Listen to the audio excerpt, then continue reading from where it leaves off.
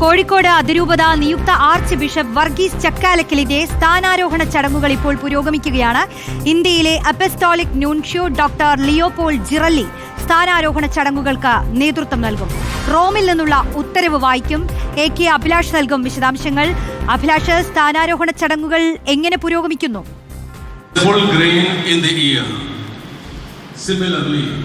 റോഷ്നി, സ്ഥാനാരോഹണ ചടങ്ങുകൾ പുരോഗമിക്കുകയാണ്. ഇത് സംബന്ധിച്ച് റോമിൽ നിന്നുള്ള ഇന്ത്യയിലെ അപ്പോസ്തോലിക് ന്യൂൻഷ്യോ ലിയോപോൾഡ് ജെറില്ലിയാണ് സ്ഥാനാരോഹണ ചടങ്ങുകൾക്ക് നേതൃത്വം നൽകുന്നത്. ഇതിന്റെ ഭാഗമായി റോമിൽ നിന്ന് കഴിഞ്ഞ മാസം 12-ാം തീയതി വന്ന ഉത്തരവ്, അതായത് മാർപ്പാപ്പ ഇറക്കിയിരിക്കുന്ന ഉത്തരവാണ്. അതായത് കോഴിക്കോട് രൂപതയെ അതിരൂപതയായി ഉയർത്തിക്കൊണ്ടുള്ള ആ ഉത്തരവ് ഇവിടെ കൈമാറിയിട്ടുണ്ട്. 3 ഭാഷകളിലായിട്ടാണ് ഈ ഉത്തരവ് വന്നിരിക്കുന്നത്.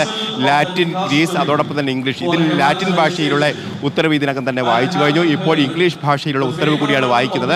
അതിനുശേഷമായിരിക്കും ഗ്രീസ് അടക്കമുള്ള മറ്റു ഉത്തരവുകൾ കൂടി വായിക്കുക. ഏതായാലും ഇതിനുശേഷം കുർബാന ചടങ്ങുകൾ നടക്കും. ആ കുർബാന ചടങ്ങുകൾക്ക് ശേഷം അതിരൂപതയ്ക്ക് ഒരു പ്രത്യേക കസേര തന്നെ, അതിരൂപ അധ്യക്ഷന് ഒരു കസേര തന്നെ ഉണ്ടാവും. ആ കസേരയിലേക്ക് ഈ ബിഷപ്പിനെ അങ്ങോട്ട് ആനയിക്കുകയാണ് അടുത്ത ചടങ്ങായി പറയുന്നത്. വർഗീസ് ചക്കാലക്കലിനെ ആർച്ച് ബിഷപ്പായി കഴിഞ്ഞ മാസം 12-ാം തീയതിയാണ് ഉയർത്തപ്പെട്ടിരിക്കുന്നത്. അതിൻ്റെ ചടങ്ങുകളുടെ ഭാഗമായിട്ടാണ് ഇപ്പോൾ ഈ ചടങ്ങുകളൊക്കെ നടക്കുന്നത്. കോഴിക്കോട് ക്രിസ്ത്യൻ കോളേജിൽ അടുത്തുള്ള പള്ളിയിലാണ് ഈ ചടങ്ങുകൾ നടക്കുന്നത്. ഏതായാലും 100 കണക്കിന് വൈദികന്മാരുടെ നേതൃത്വത്തിലാണ് ഇപ്പോൾ ഈ ചടങ്ങ് പുരോഗമിക്കുന്നത്. നമുക്കറിയാം, 102 വർഷത്തെ ചരിത്ര പാരമ്പര്യമുള്ള ഒരു രൂപതയാണ് കോഴിക്കോട്ടെ. ഇതിനെയാണ് അതിരൂപതയായി ഉയർത്തപ്പെടുകയും ചെയ്തത്. ഏതായാലും ഇത് സംബന്ധിച്ചുള്ള ചടങ്ങുകൾ ഇപ്പോൾ പുരോഗമിക്കുന്നു. നമുക്ക് ഉത്തരവ് വായിക്കുന്നതിന്റെ തത്സമയം കേൾക്കാമെന്ന് തോന്നുന്നു. നമുക്ക് അതിലേക്ക് പോവാം. And the Diocese of Calicut shall be elevated to the rank and dignity of a metropolitan church with all the rights, privileges and prerogatives accorded by canon law. We assign the Diocese of Kannur and Sultanpet as suffragans to this new metropolitan see. We promote the current Bishop of Calicut, our venerable brother Varghese Chakkalakal, to the office of Metropolitan Archbishop of the newly erected ecclesiastical province, granting him all the rights, faculties and obligations pertaining to this role in accordance with the law. To carry out the above, we appoint the venerable brother Leopoldo Girelli, granting him the necessary faculties to execute this matter, including the possibility of subdelegating to any man of ecclesiastical dignity. We impose the obligation to send an authentic copy of the execution to the dicastery for evangelization as soon as possible.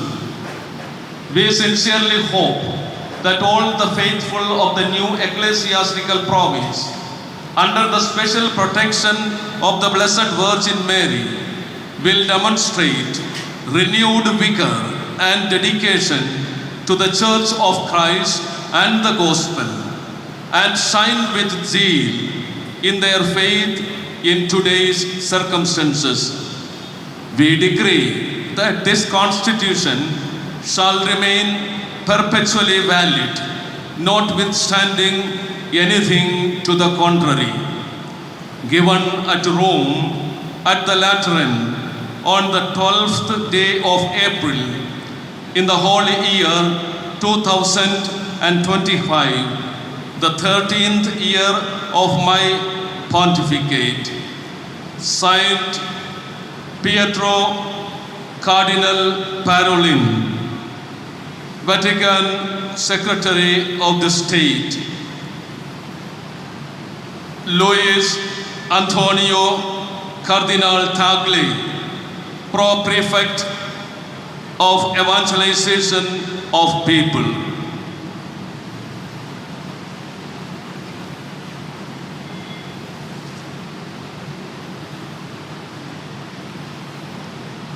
Francis bishop ദേവദാസന്മാരുടെ ദാസൻ ഈ കാര്യത്തിൻ്റെ നിത്യമായ ഓർമ്മയ്ക്കായി